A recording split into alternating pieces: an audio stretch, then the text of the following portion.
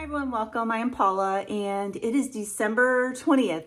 We are just 5 days away from Christmas. It's just crazy how fast this month has flown by. Today I'm going to be showing you what me and my husband eat throughout the day on a keto low carb diet.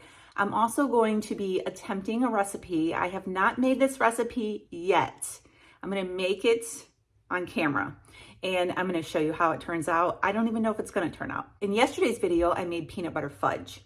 And it's a really good recipe. You can go and check that out from yesterday's video. But I've had a couple different people ask me if I have a nut-free fudge or a chocolate fudge recipe. And today I'm gonna attempt to make one. This is sort of a recipe swap video.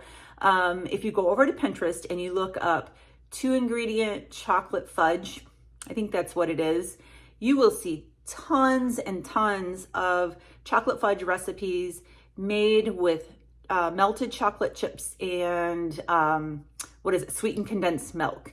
And sweetened condensed milk is very high in sugar and carbs, and it's not something that we eat on a keto diet. So I am going to be attempting today to make it without sweetened condensed milk. I'm going to show you what I'm thinking in my brain in a little bit, how I'm going to make it and how it turns out. I hope it turns out really good. That is my hope. But if it fails, it will show you that sometimes when I do these recipes, they do fail. I don't always show my recipes on camera when I'm trying them out. I usually make them and see how they turn out. And if they don't turn out, I tweak it and, mess around with the recipe a little bit. But today, I'm going to show you my idea for this fudge on camera.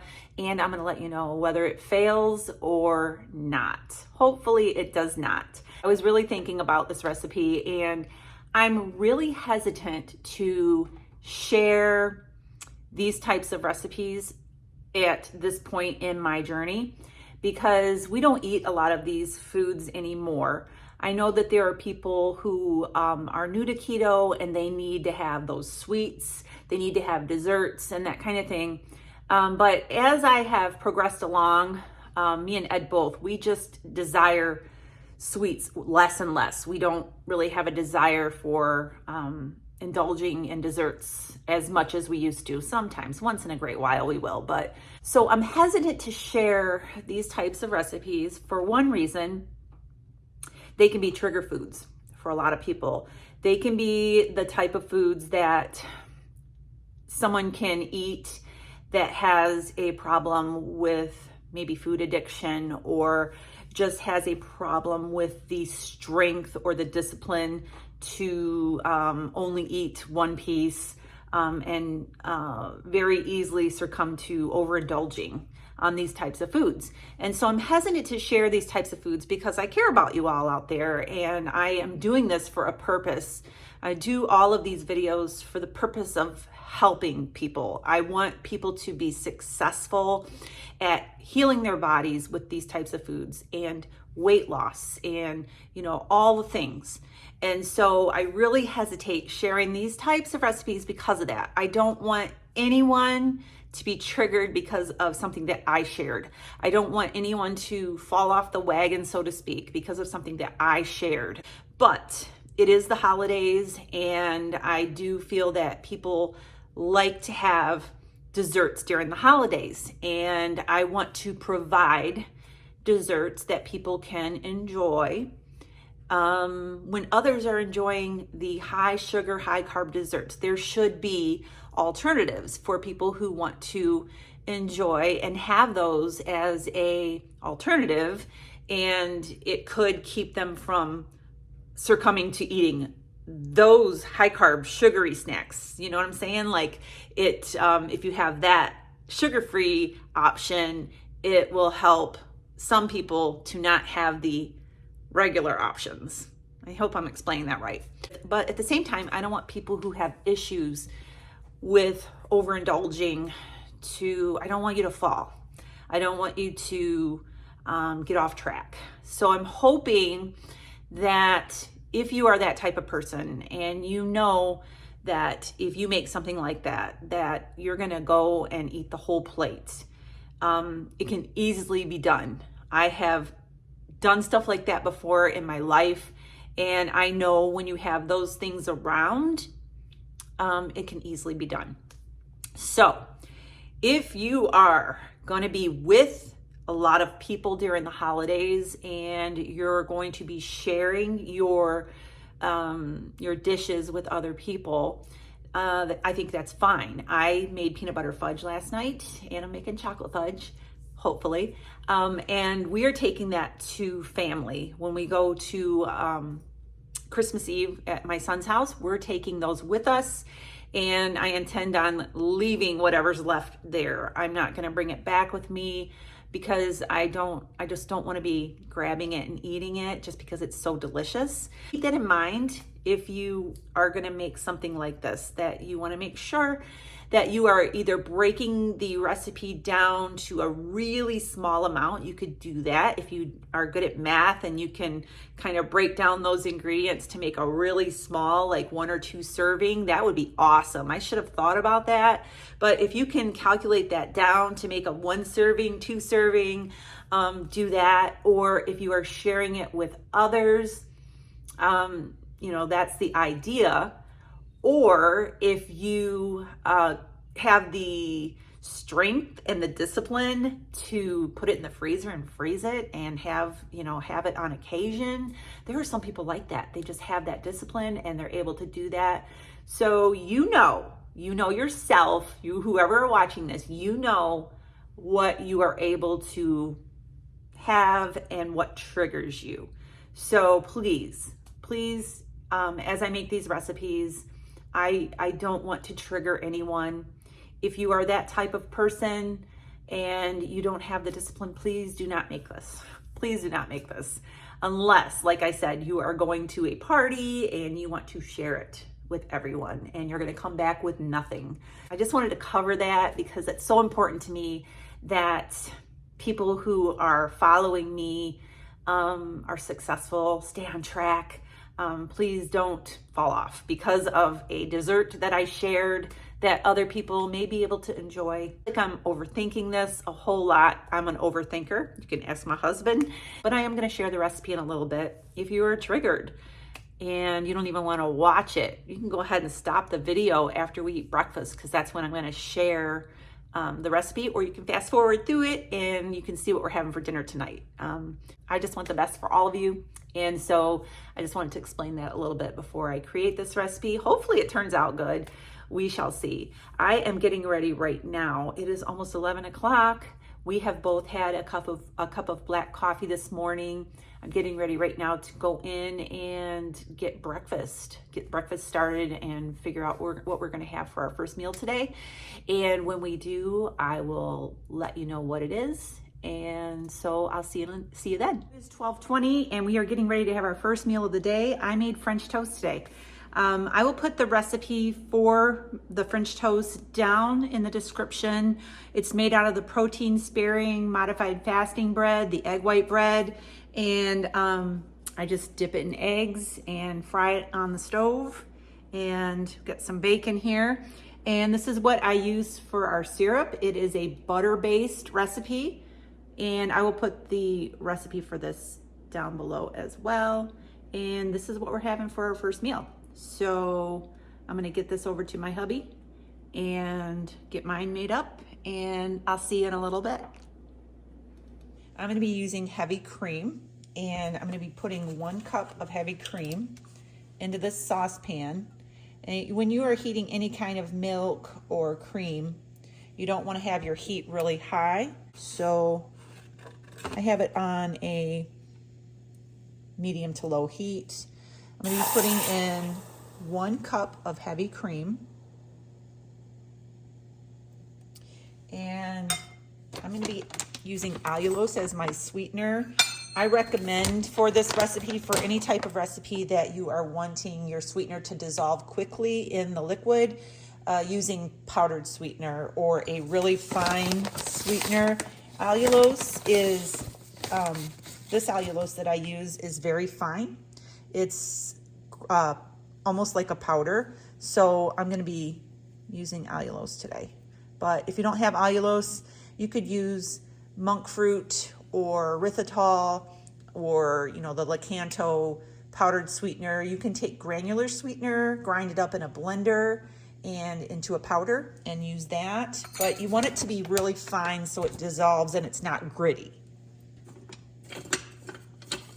And so I have 1 cup of heavy cream and 1/4 cup of allulose.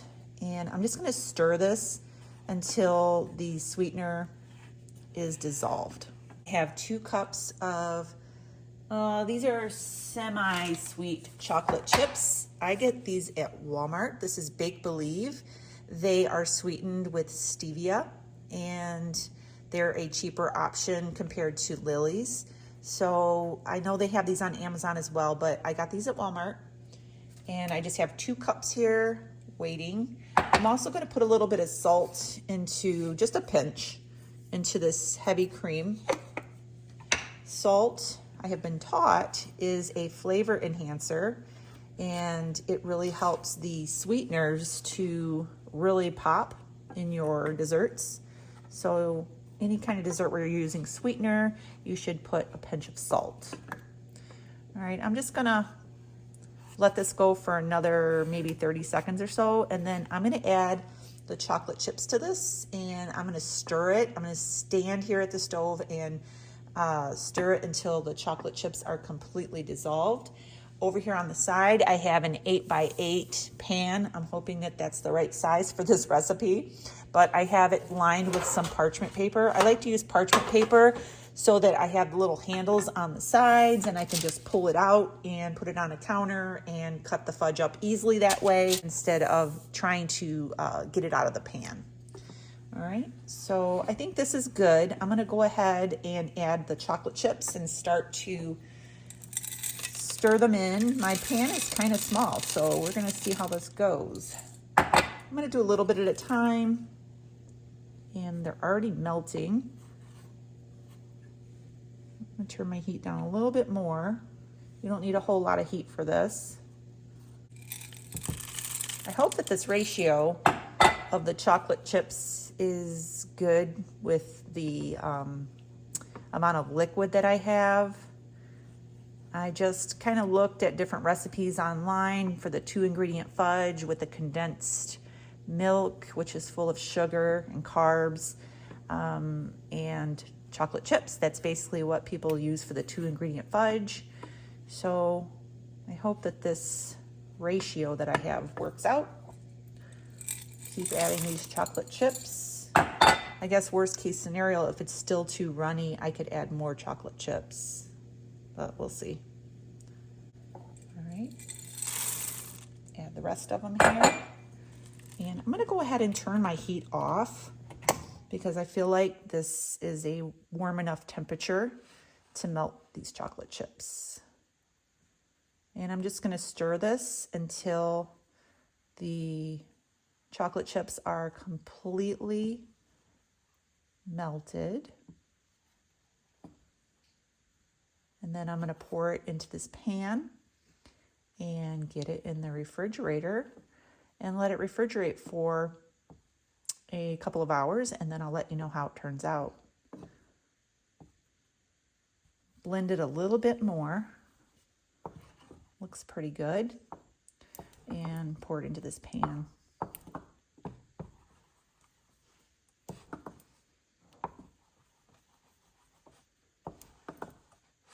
All right,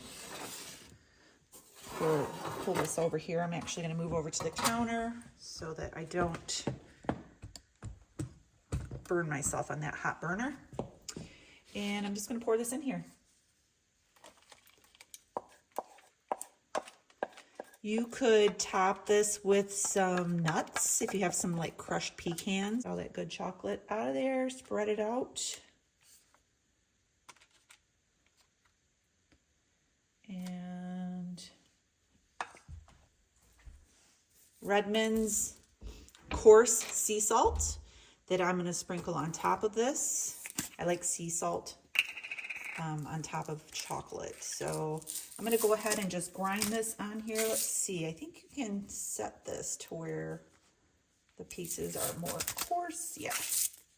This has a little dial on it, and you can adjust it to have the pieces a little more chunky. Still not there.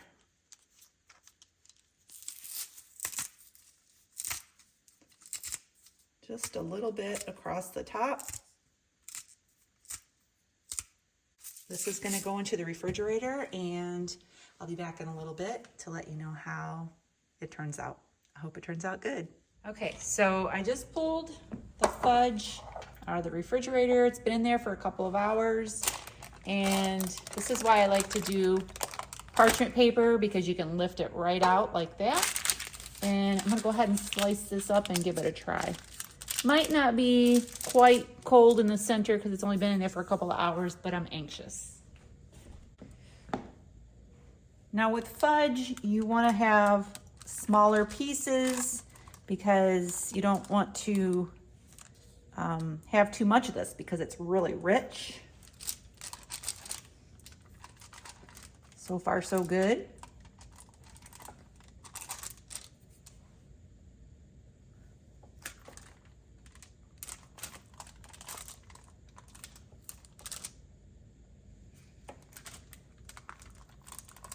I'm gonna take a piece of this over to Ed and have him try it and let him tell you how it is,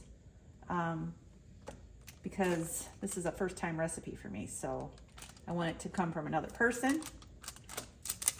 Feels really good. Feels like a lot like fudge as I'm cutting through it.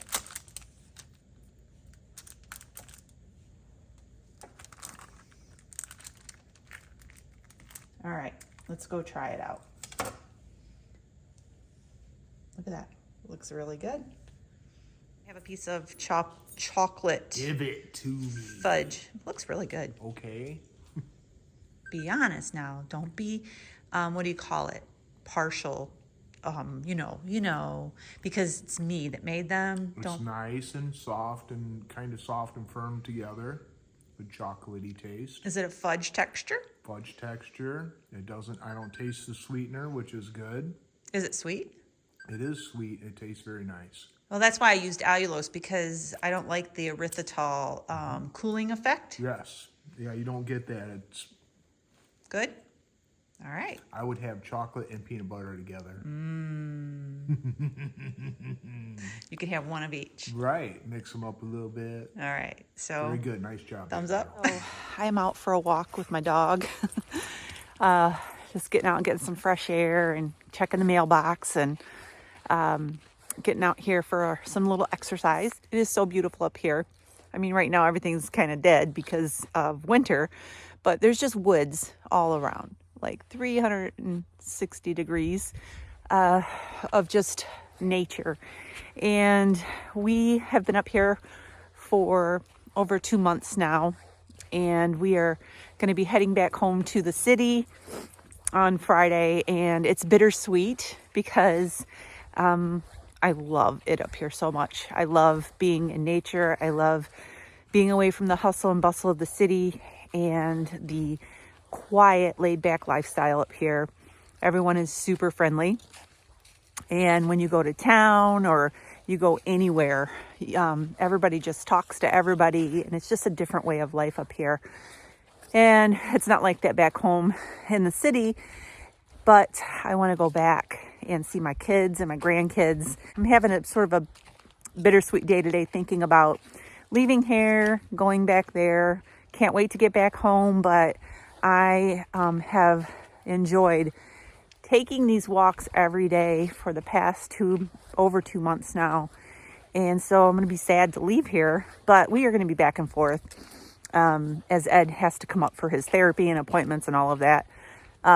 It's just going to be, a little different going back to the city. And I told Ed it's going to be like culture shock going back, and all the traffic and noise and all that. But I'm just taking it all in today out here. We're definitely going to be back probably in a couple of weeks, but just kind of feeling bittersweet. Can't wait to see my grandkids, but I hate to leave this place at the same time. So anyways, I'm at the house now. I'm going to go in and I'll show you in a little bit what we're having for dinner today. So it is 5:15 and we are getting ready to eat dinner. If you can hear that roaring noise in the background, I have some of my crispy breaded chicken tenders in there. You can see the lights on. They're cooking up nice and crispy. And I'm gonna make a Caesar salad, and what we like to do is just cut this, when this is done, we like to cut the chicken up into little bite-sized pieces and have it served over top of our Caesar salad. And a little crooked here. And so I make Caesar salad in a wooden bowl, and Ed has been sharing over in our Facebook group that this is the it's the secret. It's the secret when you mix it in a wooden bowl. And so I'm going to show you my little technique. It's nothing that I have made up myself. I have seen this many times done with Caesar salad, but it's the way I dress the salad. And so I was going to show you real quick how I make it. I take some olive oil, some salt, and a garlic clove, a fresh one. And I'm going to turn the camera around and show you what I do to make this Caesar salad. And so let's go. All right, so I have my wooden bowl here. This is just an old wooden bowl that I got from a thrift store. And I think that the best way to make it is in a wooden bowl because it absorbs the garlic. I'm gonna show you what I do in a minute. And then when you toss the salad in there, you get the flavor of the garlic, and it just is really good. So all I do is I take a little bit of olive oil and drizzle it in the bowl. Just a little drizzle. And then I take some just regular, this is Redmond salt. Just, you need the salt as an abrasive. And then I have my garlic clove here. I'm trying to reach around the camera and do this. That was 2. All right, so I take this garlic clove that is peeled and broken open from hitting it with a knife, and I just take it and rub it all inside the bowl, into the salt and into the oil, all up the sides and all around. Rub that oil all around, and what this does is it infuses the garlic into the bowl and just makes it really flavorful. So after I get that rubbed in, I just take the garlic clove and everything's sticking to me right now. I just cut this up in little tiny pieces. You can use a garlic mince if you want, a garlic, a little garlic press if you want. But I just chop it up like this. And then I just put this in the bowl. And then I put my lettuce in here and my Caesar dressing, which is right here. I just made this. And I just toss the lettuce with the dressing, with the, I don't have my lettuce cut up yet. I cut it up, I use romaine lettuce, and I just toss it in here with the Caesar dressing, and it just turns out delicious. So I just wanted to show that really quick. And dinner is going to be served in just a little bit, so I'll show you what it looks like when we are ready to eat. All right, so this is how I actually dress the salad. I take the Caesar dressing and just put whatever amount of dressing on the lettuce that we want. And then I just take a pair of tongs and I just toss it along with the olive oil and the garlic and the salt that is in the bowl already. And just let that lettuce get all mixed in with the dressing and the garlic, and it tastes outstanding. I really think that this is an extra step that is not a whole lot to do to make it so much more of an enjoyable salad. We also like to top it with some grated Parmesan. Once I get the salad all dressed with the dressing, I take my chicken tenders that I have made in the air fryer.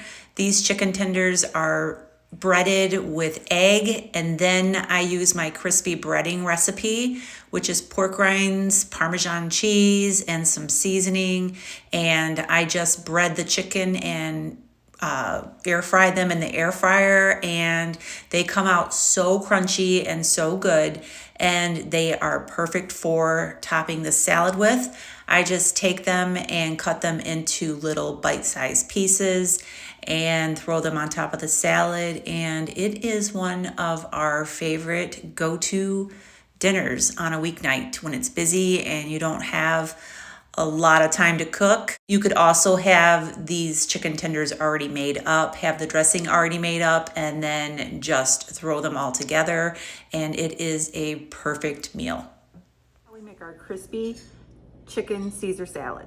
Delicious and very filling and very nutritious. So I am going to go ahead and close out this video for today. So I hope you enjoyed the recipes. Make sure you subscribe so you don't miss out on future videos. Give us a thumbs up and we'll see you really soon. Have a great day and God bless.